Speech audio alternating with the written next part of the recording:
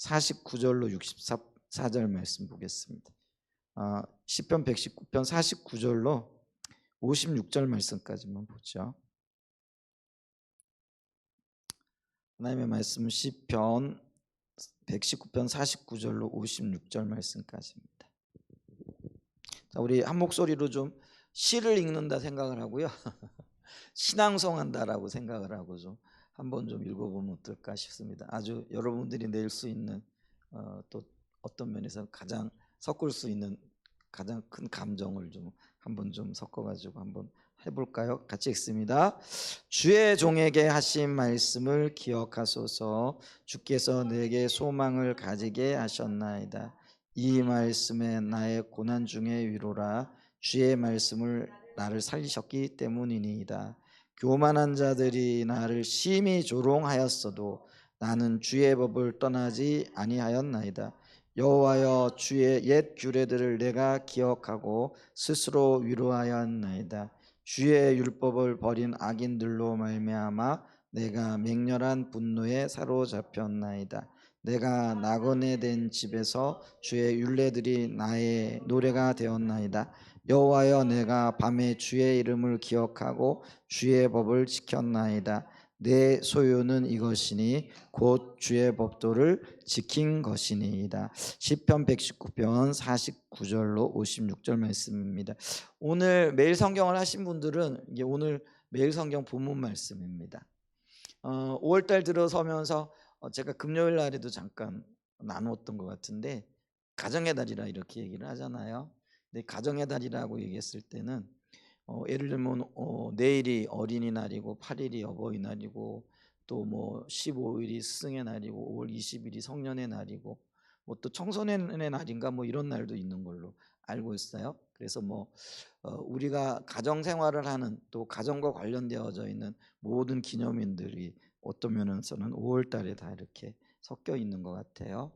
이제 그러면서 우리는 가정이 어떤 면에서는 천국의 그 뭐라 그럴까요? 모형이라고 그럴까요? 그래서 가정에서 우리는 천국을 연습하고 또 어떤 면에서는 하나님의 은혜를 깨달아가는 이제 그런 어떤 시기가 아닐까 싶어요. 이제 그런데 그 오늘 이 가정의 달을 들어서면서 매일 성경 본문의 말씀이 여러분 매일 성경 하시고 계시죠? 제가 보니까 한동안 저는 안 했더라고요. 솔직하게 이렇게 고백을 하는데 그래가지고 이게 정신을 바짝 차리고 이렇게 보니까 5월달 새로 받았잖아요. 그래서 펼쳐보니까 시편 119편이더라고요.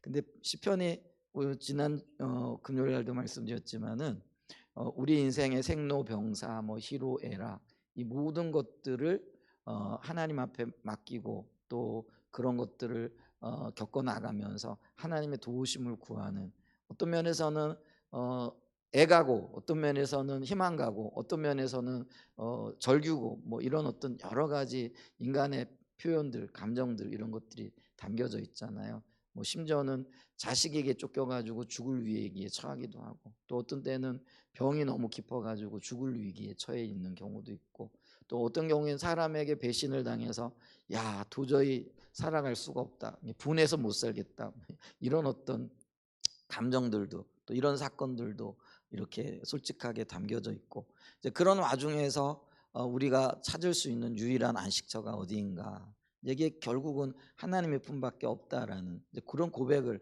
하고 있는 그래서 이 시편이 곡조 있는 노래이고 곡조 있는 기도다라고 이렇게 표현을 하고 있잖아요. 그래서 우리나라 성경으로 봤을 때는 이 시편이 이게 찬양이야 뭐야 이게 모르죠. 곡도 없고 그리고 이게 산문식으로 풀어져 있으니까. 근데 이게 산문이 아니고 운문이에요.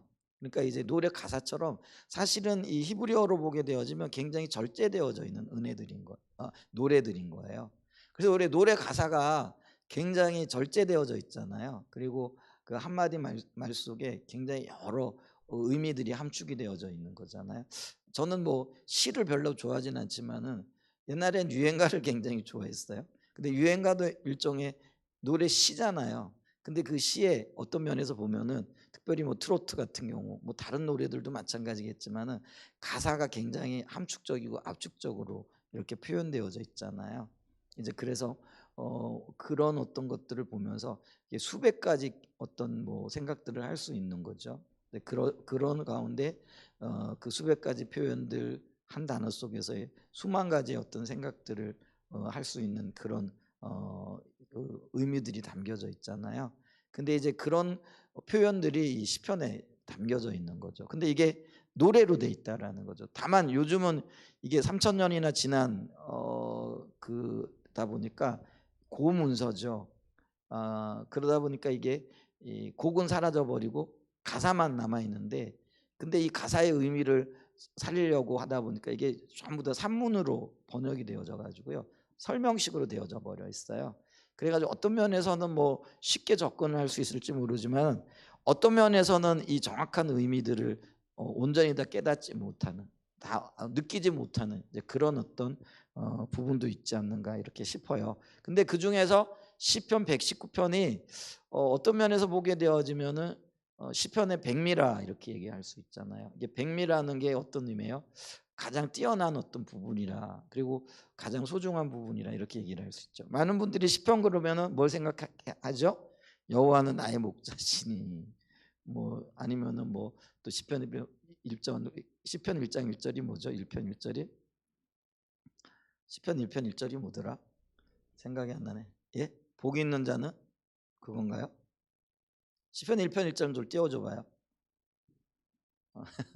뭐 하다 보니까 이게 요즘은 생각이 잘 안 나는 거죠. 자, 시편 1편 1절. 이게 지금 개역 성경인가요? 아니. 1편. 예. 복 있는 사람 맞네요. 복 있는 사람은 악인의 꾀를 따르지 아니하고 죄인의 길에 서지 아니하며 오만한 자들의 자리에 앉자. 이게 이제 시편 150편 전체의 서론에 해당되어지는, 누가 복 있는 사람이냐? 하나님 말씀 앞에 있는 자라는 거죠. 이렇게 시작을 하면서 그 이제 다른 얘기를 하다가 여기까지 왔는데, 이제 시편 하면 우리가 23편 여호와는 나의 목자시니 내가 부족함이 없으리로다, 뭐 이런 말씀들을 많이 생각하고, 그게 우리에게 참 위로가 되어지고 격려가 되어지는 말씀이기도 하죠. 그래서 시편에서 많이 암송되어지고 가장 유명한 게 23편이기도 해요. 근데 어떤 영역에서 보면은 시편의 가장 중요한 어떤 그 핵심적인 말씀들이 시편 119편이라 이렇게 얘기할 수가 있는 거죠. 그래서 시편 1편 1절에도 복 있는 사람은 악인들의 꾀를 쫓지 아니하고, 그리고 뭐예요? 죄인들의 길에 서지 아니하고 오만한 자의 자리에 앉지 않으면서, 2절에 보면 뭐하죠? 오직 여호와의 율법을 즐거워하며 그의 율법을 주요로 묵상하는 자라는 거죠. 그래서 말씀이 우리의 즐거움의 대상이고, 그래서 우리가 항상 묵상해야 된다. 이게 묵상이라는 게 되새기다, 되뇌이다라는 그런 의미가 있잖아요. 그래서 그 말씀을 되새기고 되뇌이고 또 말씀 따라 살기를 갈망하고 이제 하는 거죠.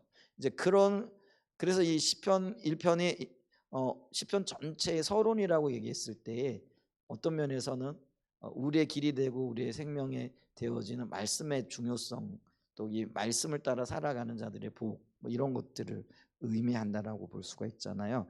근데 이제 시편 119편 전체는 한 장 전체, 근데 그 176절까지 있다라고 얘기를 했잖아요. 그래서 모든 성경 중에 가장 긴 장에 해당되어지는 장이 바로 시편 119편이라 이렇게 얘기할 수 있죠. 그래서 이 176편 중에 4절만 빼고 172절이 모두 다 그 절절마다 말씀의 중요성에 대한, 그리고 말씀이 얼마나 소중한가에 대한 이제 그런 어떤 강조가 들어가 있다라고 말씀을 드렸잖아요. 그리고 조금 이 시편 전체에 이 특별히 19편을 가리켜서 닭관체의 형식을 띠고 있다. 그건 제가 금요일 잠깐 말씀을 드렸기 때문에 생략하고요. 그래서 이 가정의 달을 맞이하면서 아마 이 매일 성경 저자는 이걸 편집을 그렇게 한 것 같아요. 그러니까 아까도 말씀드렸잖아요. 우리 인생의 축소판이 어떤 가정에서 일어나고 있고, 5월달이 가정의 달이잖아요. 근데 이 인생의 생로병사와 희노애락의 어떤 영역에서는 결정판이 결국은 말씀에 의해서 결정난다라는 거죠. 그리고 우리가 말씀을 따라가게 되어질 때 그 말씀 안에서 우리가 길을 발견하게 되어진다라는 거죠. 그러니까 어떤 면에서는 생로병사, 희노애락 이게 우리의 마음대로 뜻대로 되어지지 않는 거잖아요. 그러니까 우리가 건강하고 싶은데 건강하고 싶다고 병들지 않을 뭐 표현이 좀 그렇잖아요. 우리는 건강하고 싶은데 어떤 때는 병들어 있고요. 또 어떤 때는 오래 살고 싶은데 뭐 그렇게 꼭 오래 살지 못하는 경우들도 있고요. 뭐 즐거워하고 싶은데 즐겁지 못한 일들이 생겨나고요. 그게 어떤 면에서는 우리의 인생이 어쩔 수 없는 상황에 맞닥뜨리게 되어지잖아요.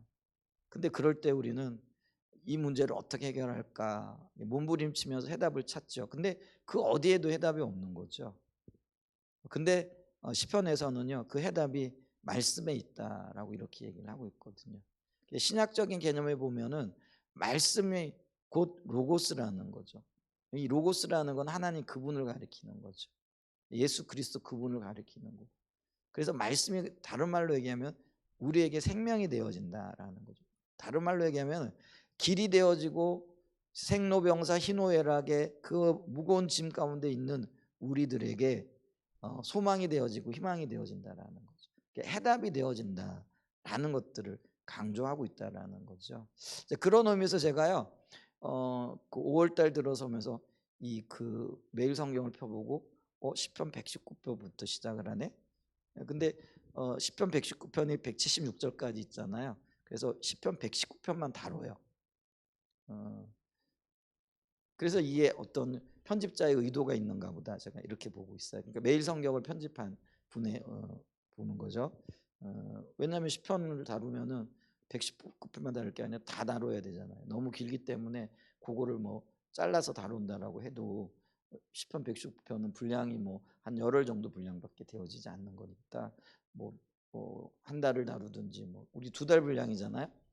근데 시편 119편만 다룬 것을 보면서 이 가정의 달에 의도적으로 어떤 면에서는 우리가 천국 여행 그리고 천국을 향하여 달려가는 삶의 여정 속에서 가정에서 훈련받잖아요. 훈련장에서 절실하게 우리에게 필요한 것들이 결국은 말씀이구나. 저는 그렇게 받아들였어요. 인생의 해석이잖아요. 그 여러분 우리가 가끔 꿈도 꾸고요. 그리고 어떤 이야기들도 듣잖아요. 근데 이 꿈도요. 꿈꾼 것도 중요하지만 혹은 이야기를 들려주는 것도 중요하지만 그 이야기를 받는 사람 혹은 꿈을 꾼 사람이요. 그걸 어떻게 해석하느냐가 사실은 더 중요한 거예요. 그죠? 그래서 우리가 안 좋은 일이 있어. 그럼 인생 망했네. 왜 이렇게 힘들고 어려워? 어제도 어렵더니 오늘도 어렵네. 그러면 내일도 어려울 거야. 이게 아니고요. 야, 힘드네. 근데 이 힘든 일이 이제는 끝나가는 것 같아. 그래서 이제 그 끝을 바라보면서 조금 더 희망을 가져봐야지. 이게 해석 차이라는 거죠. 아유 힘들어 그러면은요 힘들어요. 근데 이제 이 힘든 일이 다 끝나가는 것 같아. 이제 마지막인 것 같아. 이렇게 생각하는 거. 해석을 어떻게 하느냐에 따라서 전혀 다른 그런 반응이 나올 수밖에 없다라는 거죠. 그렇기 때문에 우리가 이 가정의 달을 맞이하면서 이 말씀을 통해서 우리가 어떻게 우리의 인생을 해석해 나가야 될 것인가. 그래서 사실은 이 성경 자체가요 삶의 해석서라고 이렇게 얘기할 수가 있는 거죠. 어떻게 살아야 할 것인가. 이 살아야 할 것에 대한 어떤 해답이 말씀을 통해서 제시되어지고 있죠. 그 중에서 이 특별히 시편 119편이 집중적으로 말씀을 통하여서 우리에게 하나님의 마음을 지금 말씀해주고 계시다라는 거죠. 그래서 오늘요, 뭐 여러분들이 딱 묵상을 하고 계실 게 있으니까 묵상하고 계시죠? 물어보는 게 아닌데 이제 이렇게 말씀하고 계실 텐데 혹시 저처럼 쉬고 계셨으면은요 또 다시 시작을 하시고요. 그랬으면 좋겠어요. 그리고 말씀을 통해서 다시 힘을 얻는 그런 은혜가 있었으면 좋겠고요. 자, 이제 그러면서 이제 이 말씀에서 제가 몇 가지를 보게 되겠더라고요. 49절이에요. 주의 종에게 하신 말씀을 기억하소서. 주의 종에게 하신 말씀이 뭐냐면은 약속이잖아요. 근데 이 말씀이 나에게 소망이 되어진다는 거죠. 우리가 이렇게 성경을 읽다가 유난히 내 마음을 적시는 말씀이 있잖아요. 그리고 또 내 눈을 밝게 하는 말씀들이 있고 또 몰랐던 것들을 깨닫게 하시는 그런 말씀들이 있어요. 근데 어느 날에는요 수없이 읽었던 말씀들이에요. 근데 별로 이렇게 의미가 주어지지 않았던데 어느 날 볼 때는 이 말씀들이 새롭게 비춰지는 어떤 것들이 있어요. 여러분 근데 그게요 사실은 성경이 나에게 그러니까 말씀이 나에게 말을 걸어오는 순간이라는 거죠. 여러분 그런 느낌이 받으신 적 있으세요? 말씀을 읽다가 이 말씀이 여기에 이런 말씀이 있었어? 이런 내용이야? 이런 의미가 있어? 그게요 한 번 읽으면 저는요 성경 이걸 모르겠어요. 한 50번 이상은 읽었을 것 같아요.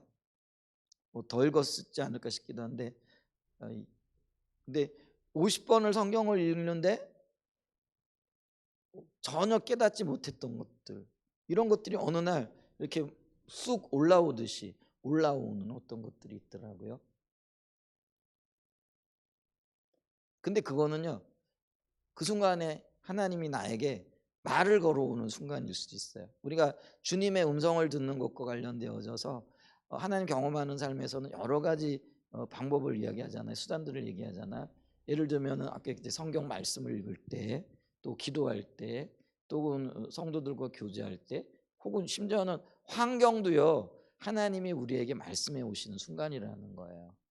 그러니까 내 환경 가운데 어떤 때는 열리고 어떨 때는 닫히고 어떨 때는 뭐 위기 가운데 가고 어떨 때는 더 이렇게 쉽게 풀려나가고 이런 어떤 것들도요 하나님이 나에게 말을 걸어오시는 수도 있는 그런 순간이라는 거예요. 그래서 우리가 내 삶 속에 주변 속에 일어나는 길 혹은 또 내가 만나는 사람들 또 내가 듣는 이야기들 이런 것들을요 가만히 좀 주님 앞에서 이렇게 들어보시기 바랍니다. 그러면 그게요 하나님이 나에게 말을 걸어오는 순간일 수도 있다라는 거죠. 근데 여기 보게 되어지면은 주의 종에게 하신 말씀을 기억하소서. 그러니까 하나님이 말씀하셨고요. 한편으로는 내가 말씀하신 그것을 생각나게 하고 기억나게 하는 것과도 관련이 되어지고요. 또 어떤 면에서는 주님이 하신 그 말씀이 그 약속이 내 삶 속에서 속히 이루어지기를 원한다라는 그런 의미도 되어지겠죠. 그러면서 뭐라고 얘기를 하느냐면 내가 이 말씀 때문에 혹은 약속 때문에 소망을 가지게 되었다라는 것이죠. 이 말씀을 이렇게 정리해 보게 되어지면은요. 말씀이 내게 소망입니다. 그 의미는 어떤 의미냐면은요. 여러분 우리가 뭐라 할까요? 가치를 두고 의미를 두는 수많은 일들이 있을 수 있잖아요. 어떨 때는 사람의 말에 가치를 두죠. 그래서 저 사람이 내게 약속을 했다라는 거. 그래서 저 사람이 약속을 했기 때문에 그게 소중하고 그리고 그 약속을 신뢰하고 있는 거죠. 그래서 그게 어떤 때는 소망이 되어지기도 하고요. 근데 제가 이렇게 보니까요. 우리가 소망을 두고 있는 그게 사람이든 사람의 말이든 혹은 뭐 환경이든 혹은 내 통장에 있는 돈이든 우리 돈 때문에 소망을 가질 수도 있잖아요. 통장에 돈이 두둑하게 되어지면은 그래도 막 마음의 안정이 좀 되고 뭐 이런 것들이 있을 수 있잖아요. 통장에 잔고가 하나도 없으면은 낙심이 되기도 하지만 잔고가 막 쭉쭉쭉 올라갈 일이 있을 리나 이런 뭐 모르겠지만 하여간 쭉쭉쭉쭉 올라가고 이러면 야 기분이 좋고 그게 소망이 되어지잖아요. 근데요 제가 뭐 오래 살지는 않았는데 살다 보니까요 그런 모든 것들은요 금방 무너져 내리더라고요. 통장에 돈이 좀 있었는가 오해는 마시기 바랍니다. 제 통장에 돈이 많이 있었던 적은 거의 없는데 그래도요 제가 어 예를 들면 월급 탄 날은요 이렇게 통장에 돈이 두둑해요. 근데 그거요 얼마 지나지 않으면 다 쑥 비워버리더라고요. 근데 어떤 때는요 좀 그게 기분이 좋기도 해요. 통장에 돈이 가득하면 뭐 가득해봐야 얼마 되지도 않는 거지만은 그래도 없던 잔고가 이렇게 있잖아요. 그러면 두둑해요. 근데 그것도요 순간에 다 빠져나가더라고요. 이렇게 빠져나가고 저렇게 빠져나가고 뭐 카드값 메꾸고 뭐 메꾸고 그러면은 늘 보면은 채워졌다가 없어졌다가 채워졌다가 없어졌다가 근데요 월급 통장만 그런 게 아니더라고. 우리 인생의 대부분이 그렇더라고요. 내가 소망을 좀 두고 기대하고 있었는가 하면은 어느새 그게 나에게 절망이 되어지고 어떤 때는요 그게 뭐라 그럴까요? 낙심이 되어지는 게 원인이 되어지더라. 근데 세상 모든 것들이 그렇더라. 여러분들 어떤지 모르겠어요. 그럼 이 얘기는 뭐냐면요, 그런 것들이 나의 소망의 근거가 될 수가 없다라는 거. 그 이 시편 기자는요 지금 뭘 얘기하고 있느냐면은 이 땅의 것들이 우리의 소망의 근원이 되어질 수 없다라는 거예요. 유일한 소망의 근원이 뭐라는 거예요? 말씀이라는 거예요. 왜냐하면 말씀은 곧 그분 하나님이시기 때문에 그렇다는 거죠. 그래서 말씀이 생명이고 말씀이 소망이 되어진다라는 거죠. 그렇기 때문에 이 말씀이 50절로 가게 되어지면 이 말씀이 나의 고난 중에 위로가 되어지고 주의 말씀이 나를 살리는 진정한 생명이기 때문이다 라고 이렇게 고백을 한다라는 거죠. 많은 사람들은 하나님이 밥 먹여주냐 뭐 너를 살리냐 이렇게 말할지 몰라도요, 우리 믿음의 사람들은요 하나님이 나의 양식을 책임지신 분입니다. 아멘. 그리고 내게 생명 주신 분입니다. 그리고 나의 삶의 유일한 소망이 되신 분이 하나님이시라는 거죠. 우리가 그걸 고백하고 그걸 인식하고 살아가는 것, 그게 진정한 복이 되어진다라는 것들을 우리가 기억해야 된다라는 거죠. 근데 두 번째로 우리가 보게 되면 51절에 반면에 이 교만한 자들이 나를 심히 조롱하였어요. 근데 이 교만한 자들은 어떤 자들이냐면요, 주의 법을 떠난 자들이라는 거예요. 자, 여기 51절에 보세요.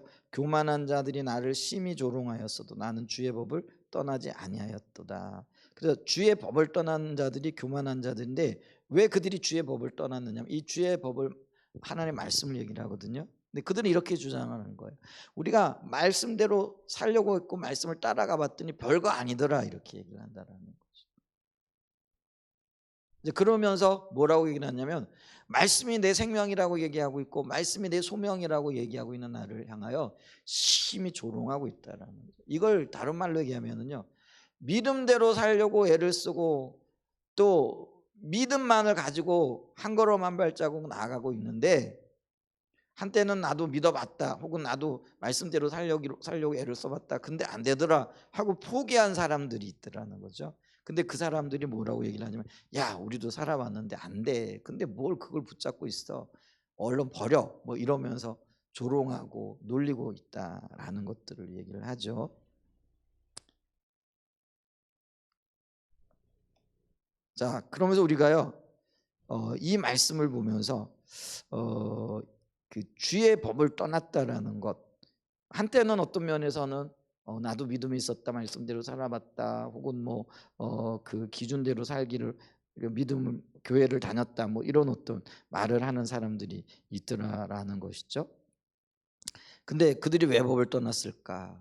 결국은 이게요 하나님의 의중과 의도를 모를 뿐만 아니라 주님이 역사하시는 방법들에 대한 온전한 신뢰가 없는 거죠. 그래서 이들은 뭘 기대를 하고 있느냐면 오늘 예수 믿고 내일 곧바로 열매를 맺기를 원하는 자들이라는 거죠. 물론 어떤 경우에는요 오늘 예수 믿고 오늘 당장 어떤 열매를 맺기도 해요. 근데 여러분 보세요. 자연 법칙을 볼 때도 봄에 씨를 뿌리고 그리고 여름에 태풍과 뜨거운 태양볕을 견디고 가을에 이르러서야 결실을 맺게 되어지잖아요. 마찬가지로요 믿음도 어떤 면에서는 혹은 말씀에 대한 소망도요 어떤 영역에서는 씨를 뿌리고 그리고 싹이 나고 싹이 난 가운데 바람이 불어오고 태풍이 불고 비가 오고 또 뜨거운 태양볕에 노출되어지기도 하고 이런 어떤 과정들을 거치면서 익어가는 거라는 거죠. 결실을 맺어가는 거라는 거죠. 근데 우리는 뭘 생각하느냐면요 씨 뿌리고 그 다음에 잎사귀가 나고 바로 열매를 거두길 원하는 거죠. 태풍 싫다는 거죠. 뜨거운 때학교 싫다라는 거죠. 어? 고난 싫다라는 거죠. 근데 이게요 어떤 면에서 보면은 굉장히 이기적인 영역이 되어질 수 있다라는 거죠. 그리고 하나님이 정해 놓으신 혹은 하나님이 인도하시는 그 하나님의 인도를 거부하는 행위죠. 그래서 내 인생 내 거니까 내 마음대로 살고 내가 의도했던 대로 살고 내가 원하는 대로 모든 것들을 얻어야 된다라고 생각을 한다라는 거죠. 그게 이제 하나님 없는 자신의 삶을 꿈꾸는 사람들의 교만한 모습이다라고 이렇게 볼 수 있다라는 것이죠. 근데 우리는 그걸 기억해야 돼요. 이 믿음이요, 다른 영역에서 보게 되어지면은요, 믿음은 인내라라고 이렇게 얘기할 수 있다라는 거죠. 예를 들면 아브라함에게 하나님께서 하늘의 별 같은 자손들을 약속하셨잖아요. 근데 아브라함이 평생을 살아가면서 자손이라고는 딸랑 하나 가지고 있었잖아요. 근데 그 아브라함의 후손들이 솔로몬 시대에 보면 솔로몬이 이제 열왕기성이나 이런 데 보면 고백을 하는 거예요. 이 자손이 하나님의 약속하신 것처럼 무수히 많은 백성들이 되어졌습니다. 그래서 솔로몬이 뭐라고 고백해요? 이 많은 하나님의 자손들을, 하나님의 백성들을 재판할 지혜가 내게는 없습니다. 이렇게 구하는 모습을 보잖아요. 이제 그러면은 보세요. 아브라함의 때로부터 솔로몬의 때까지, 솔로몬이 900년대 사람이도 BC.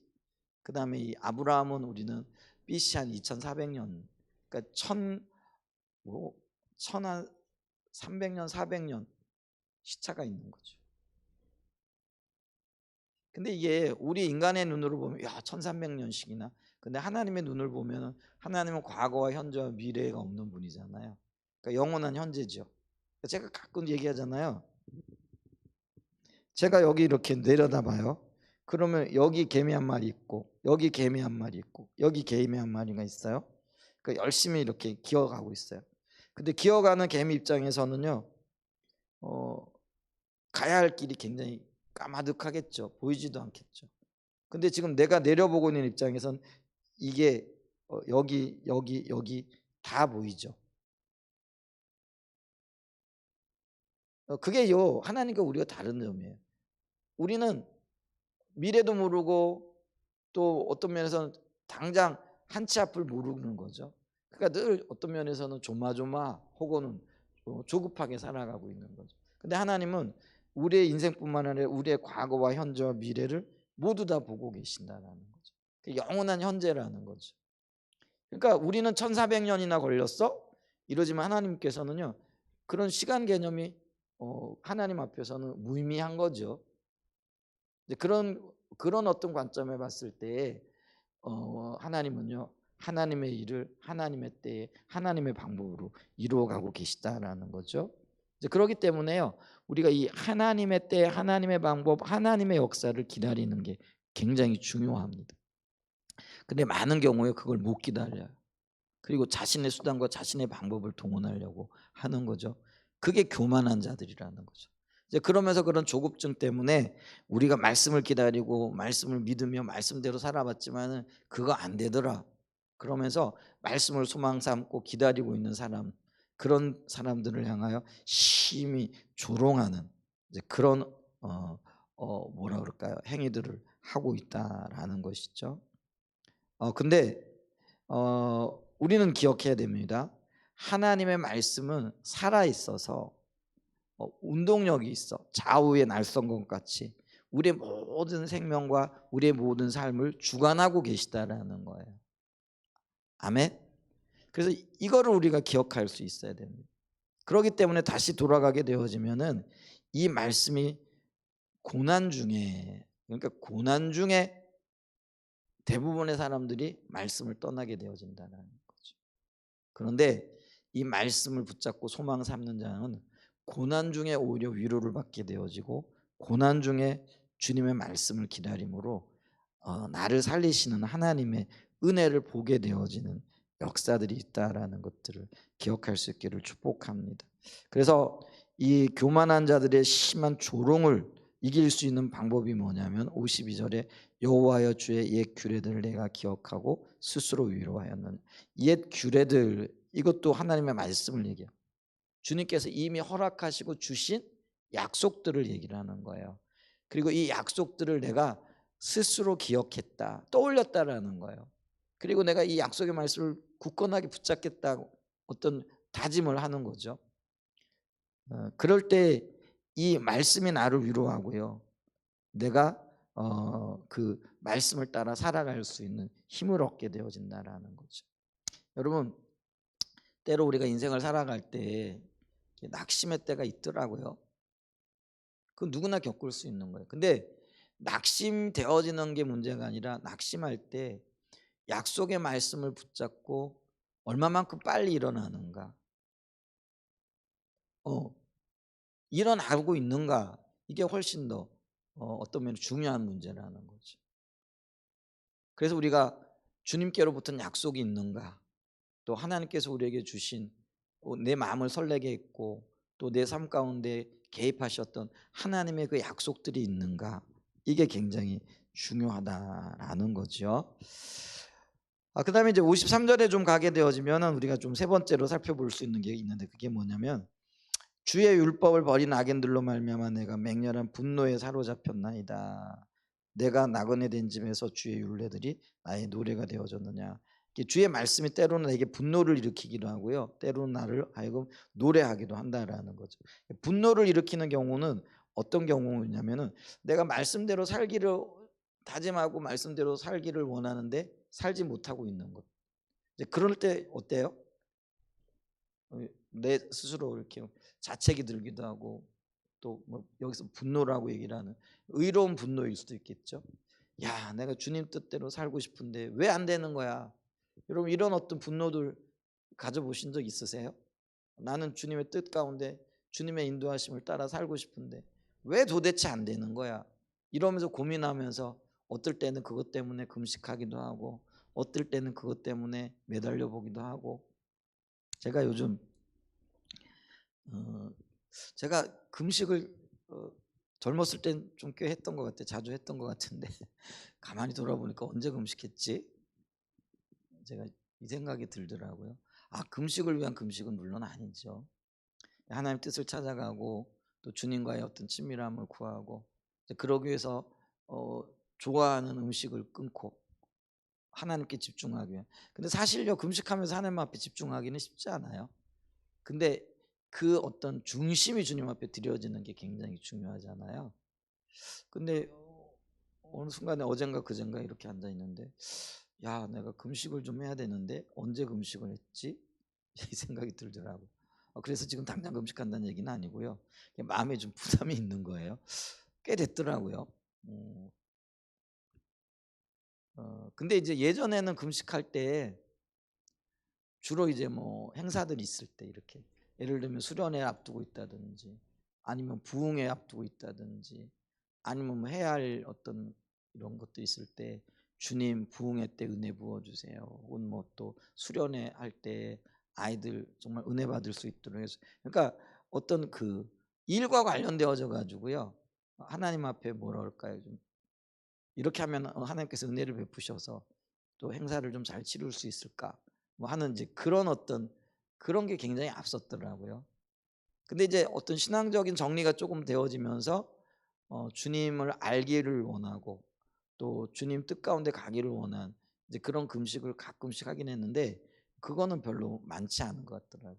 오히려 일이 급할 때는 매달리고 기도하고 뭐 금식하고 했던 것들이 생각이 나는데, 주님 뜻을 알기 위해 주님과 교제하기 위한 금식은 거의 없는 것 아닌가, 이제 이런 생각이 되어져. 어쨌거나 주님 뜻대로 살고 싶은데 말씀대로 살고 싶은데 안 되는 자신 때문에 때로는 금식하고 눈물 흘리고 자신에 대해서 왜 이렇게 살지? 이렇게 살아서는 안 되는데 의로운 분노. 말씀이요, 우리로 하여금 그렇게 삶을 살도록 혹은 그렇게 우리 자신이 깨어 있도록 한다라는 그런 의미이기도 해요. 그리고 또 한편으로 뭐냐면은요, 이게 말씀대로 살아가고 있지 않은 악인들을 볼 때 분명히 말씀은 이렇고 기준은 이런데 이렇게 살아야 되는데 그렇게 살지 못하고 있는 사람들을 볼 때, 세상을 볼 때 그에 따르는 의로운 분노가 있느냐라는 거죠. 그게 의분이라는 거잖아요. 이게 두 가지를 다 함축할 수 있다라는 거. 그래서 자신에 대한 분노, 어떤 면에 세상에 대한 분노. 근데 그게 하나님의 기준을 따라가지 못하는 나와 세상에 대한, 세상이 정말 하나님의 뜻대로 하나님의 창조 질서대로 하나님의 말씀대로 돌아가고 살아가면은 지금 이 꼴은 아닐 거라는 거잖아요. 그죠? 또 어떤 면에서는 믿음의 사람들이라고 하는 그리스도인들이 말씀에 순종해서 정말 십자가 지고 혹은 산 위에 있는 동네로서 빛과 소금의 삶을 살아가는, 혹은 그 산상복음의 삶을 살아갈 때에 그 삶이 빛과 소금이 되어져서 본이 되어지고 세상에 빛을 비추는 삶이 되어질 텐데, 오늘날 많은 그리스도인들이 저 자신을 포함해서 말씀대로 살지 못하게 되어지니까 지금 이런 꼴이 되어졌다는 거죠.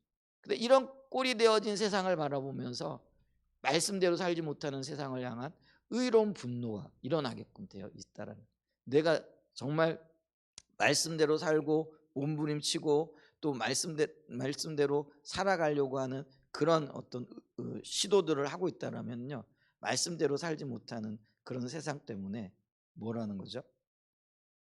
분노가 일어나게끔 돼 있다라는 거죠. 여기 지금 그런 의미인 거죠. 이렇게 주의 율법을 버린 악인들로 말미암아 내가 맹렬한 분노에 사로잡혔다라는 거죠. 이게 말씀을 버린 악인들, 혹은 여기 악인들은 여러분 이 생각할 때 항상 나를 포함해야 돼요. 그렇죠? 나는 빠진. 그래서 우리가 뭐 있어요? 늘 보면은 나는 제외시켜 놓고 너 이 네가 문제라는 거죠. 근데 성경은 뭐예요? 내가 문제라는 거죠. 그걸 지금 우리가 늘 기억해야 된다는 거죠. 그래서 이게 우리의 어떤 의분 혹은 거룩한 분노일 수도 있고요. 분노에 사로잡혀요. 말씀 때문에. 말씀이 우리로 하여금 그렇게 하고 있다는. 반면에 내가 나그네 된 집에서 주의 율례들이 나의 노래가 되었나이다. 나그네 된 집, 우리가 이방인이잖아요. 우리가 나그네예요. 이 땅이 우리의 영원한 집 아닙니다. 우리는 지금 나그네예요. 제가요 그 해외 여행을 많이 해보지는 못했지만은 몇 나라 이렇게 갔더니요 참 아름답더라고요. 예를 들면은 제가 그 키르기스탄 갔잖아요. 그게 이제 중앙아시아 쪽이잖아요. 그 나라가 이렇게 이쁘더라고요. 물론 우리나라처럼 살이 많거나 이렇진 않아요. 거기는 이제 뭐랄까 평원이 굉장히 넓고요. 그래요. 아직 거기 공기도 굉장히 맑고요. 그러니까 밤하늘에 뭐랄까요 별들도 굉장히 맑고요. 이게 우리나라하고는 좀 달라요. 우리나라는 지금 굉장히 오염이 많이 돼 있잖아요. 그래 좀 가서 좀 살았으면 좋겠다. 거기 좀 있었으면 좋겠다. 꿀도 맛있고 키르기스탄은 꿀이 굉장히 유명하고 농산물이 굉장히 풍족하다 그러더라고요. 그래서 여기 조금 뭐 시간 되거나 아니면은 여기 와서 좀 지냈으면 좋겠다. 근데 친하게 지내는 선교사님이 있으면은 나 여기 좀 와 있으면 안 되겠냐 뭐 이렇겠지만 제가 친하게 지내는 분이 없어가지고 그래가지고 이렇게 돌아왔잖아요. 근데요 아무리 그 친하게 지내는 선교사님이 있어도요 거기 한 달만 있어도요 집에 가고 싶을 거예요. 왜 그래요? 타국이기 때문에. 내가 그곳에 나그네로 가 있기 때문에 그래. 그래서 가는 순간부터 아무리 좋은 나라, 아무리 아름다운 풍경이 이렇게 있어도요 얼른 빨리 집에 가고 싶은 생각이 드는 거거든요. 그게 나그네이기 때문에 그렇거든요. 근데 성경은 이 세상이 우리의 본향이 아니래요. 그러니까 우리의 고향이 아니라는 거죠. 우리가 있어야 할 집이 아니라는 거예요. 그러니까 잠시 머물고 있는 곳이라고 얘기를 하거든요. 그러니까 우리는요 지금 나그네의 삶을 살고 있는 거예요. 그래서 돌아가야 할 본향, 그 본향이 준비되어져 있어야 된다라는 거예요. 근데 이 본향, 이렇게 본향을 사모하는 나그네로서 살아가는 이곳에서 말씀이 내 노래가 되었다라는 거예요. 이것도 같은 의미예요. 아까 말씀이 분노가 되어졌잖아요. 왜 분노가 되어졌어요? 말씀대로 살아가려고 하는데 못 살고 있는 내 자신을 보면서. 근데 이거를 또 반대로 해석해 보면은요, 말씀대로 살아가려고 애를 쓰는데 그게 내 능력은 아니겠지만 하나님 은혜를 베풀어 주셔서 그 말씀이 내 삶 속에 열매 맺고 또 그 풍성한 하나님의 은혜가 함께하고 이런 일들이 생겨날 때요, 그게 얼마나 큰 기쁨이고 즐거움이고 좀 입에서는 찬송이 나오겠느냐라는 거죠. 제 아내가 아침에 그 얘기를 하더라고요. 아까 저한테 제가 와가지고 이제 주일날 주일 제가 오랜만에 주일학교 설교를 하는데 그 짧은 시간이에요. 그렇게 와가지고는 저한테 뭐라고 얘기를 하냐면 이제 제가 왜냐면은 오늘 아침 좀 일찍 나왔다고 얘기했잖아요.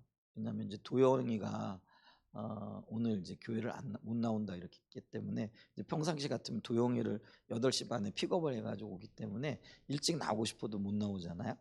근데 이제 도영이가 못 나온다 그러니까 집에 이제 아침 일찍 이렇게 일어났는데 제 아내가 이렇게 옷을 입고 있길래 빨리 나도 같이 가자 그러고 일찍 온 거예요. 그게 한 7시 반쯤 되어진 거죠.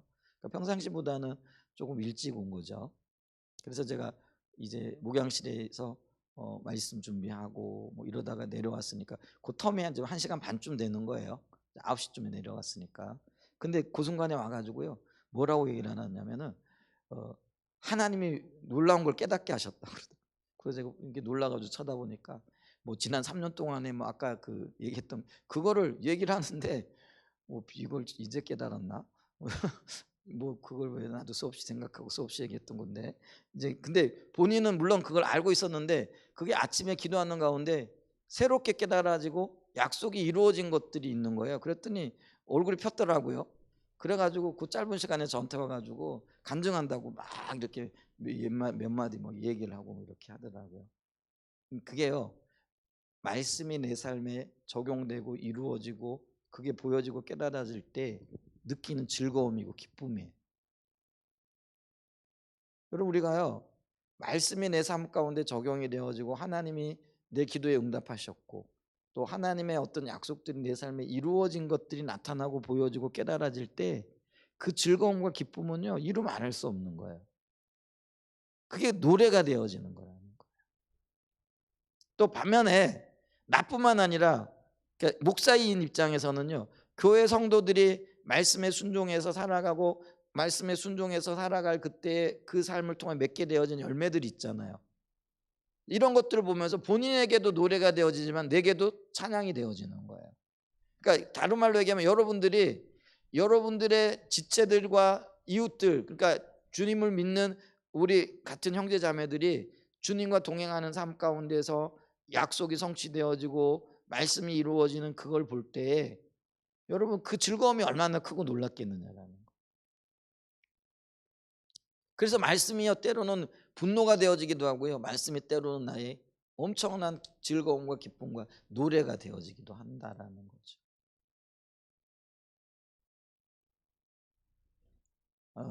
이 말씀이 정말 우리에게 노래가 되어졌으면 좋겠어요. 내 삶에서 여러분들의 삶에서. 그래서 여러분들을 보는 저에게도 노래고 여러분 자신이 그 말씀들을 누리고 또 그 말씀들이 성취되어지는 그런 역사들 그걸로 인하여 스스로 기쁨이 되어지고 노래가 되어지고 또 다른 지체들에게 내 형제들에게 자매들에게 일어나는 그 놀라운 하나님의 역사들을 보고 큰 기쁨이 되어지는 그런 은혜가 있었으면 참 좋겠다라는 거죠. 자, 그래서 이 말씀은요 인생의 희노애락 혹은 생로병사의 과정 중에서 우리의 즐거움이 되어지고 기쁨이 되어지고 위로가 되어지고 평안이 되어진다라는 거예요. 지금 그거를 노래하고 있다라는 거죠. 그래서 55절과 6절에 보게 되어지면은 여호와여 내가 밤에 주의 이름을 기억하고 주의 법을 지키. 여기서 밤은 뭘 상징해요? 고난을 얘기해요. 우리가 인생의 밤 뭐 이렇게 얘기를 하잖아요. 어려운 때. 근데 이런 밤에 뭘 한다라는 거예요? 주의 이름을 기억하고 주의 이름이라는 건 여기서 하나님의 성품을 얘기하고 주의 약속을 얘기해요.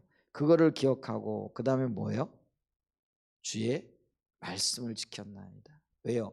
말씀이 고난 중에 위로가 되어지고 생명이 되어지고 평안이 되어지기 때문에 그렇다라는 거. 내게 노래가 되어지고 또 때로는 어떤 때는 분노가 되어지고 소망이 되어지고 이런 어떤 그런 것이죠. 그러면서 56절에 이런 고백을 해요. 내 소유는 이것이니. 소유가 뭐예요? 내 재산이잖아요. 근데 이 시편 기자는요 자기의 소유를 뭘 삼는 거예요? 이게 중요해요. 우리는 내 소유를 뭘로 삼아요? 내가 가지고 있는 돈, 뭐 어떤 내게 속한 어떤 물질들, 뭐 어떤 그런 것들에 그거를 잡으려고 애를 쓰고 그 소유를 누리려고 그 소유가 더 풍성케 되어지기를 애쓰고 힘쓰고 어떤 면에서는 전력 질주하고 있잖아요. 근데 이 시편의 기자는요, 자기 소유는 이것이니 그러면서 내가 곧 주의 말씀을 지킨 것이다 이렇게 얘기를 하는 거예요. 왜요? 지금까지 쭉 살펴봤던 것처럼 말씀이 소망이고 그리고 조롱해도 그것이 내게 생명이 되어지고 그리고 또 주의 말씀 때문에 내가 때로는 분노하고 때로는 즐거워하고 노래하고 그리고 그것이 내 삶의 위로가 되어지고 내 인생의 고난 중에 유일한 해결책이 되어진다는 것을 알고 있기 때문에 그렇다는 거죠.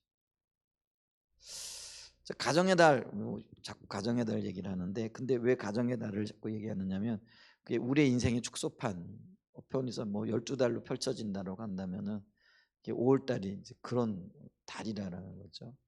그래서 어떤 면에서 우리 인생의 모든 과정들, 또 생로병사, 희노애락 이런 어떤 것들이 담겨져 있는 그런 어떤 모습들이죠. 그런 것 가운데 우리의 유일한 평안이 되어지고 위로가 되어지고 소망이 되어지는 것, 그게 세상에 속한 것들이 아니라는 거예요. 결국은 우리가 뭘 붙잡아야 된다라는 거예요? 말씀을 붙잡아야 된다는 거죠. 시편의 기자는요 지금 그거를 이야기하고 싶은 것 같아요. 제가 느끼기에는 그래요. 그리고 그걸 지금 말하고 있다라는 거예요. 그래서 요번 이게 닭간체 형식으로 돼 있다 그랬잖아요. 그래서 히브리어 자음으로 되어져 있는데 요게 이제 49절부터는 히브리어 자음 중에 자인이라는 단어를 첫 자음으로 하고 있는 거죠. 그러면서 이제 그 결론이 뭐냐면 나는 주의 말씀을 지키는 이것을 내 소유 삼겠다라는 거죠. 왜요? 그게 소망이고 생명이고 위로고 참 평안이니까. 여러분, 내가 가지고 있는 돈이 뭐 혹은 땅이 부동산이 집이 자동차가요 나에게 평안과 위로 또 어떤 소망을 주는 게 아니라는 거예요. 내게 생명을 주는 것, 내게 참된 평안과 위로를 주는 것, 인생의 밤에 고난 중에 있을 그때에 나를 이끌어낼 수 있는 유일한 게 하나님의 말씀이라는 겁니다. 아멘. 이게 실감이 잘 안 되시나 봐요, 그죠? 근데 그 자리까지 우리가 나가야 돼. 아, 정말 말씀이 생명이구나.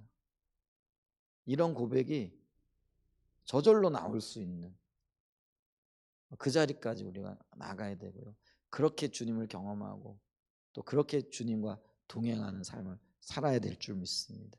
이런 은혜가 저와 여러분의 생애 가운데 더 아름답게 더 놀랍게 펼쳐지는 그런 한 달 그런 인생이 되어지기를 예수님의 이름으로 간절히 축복하고 축원드립니다. 아멘. 기도하겠습니다.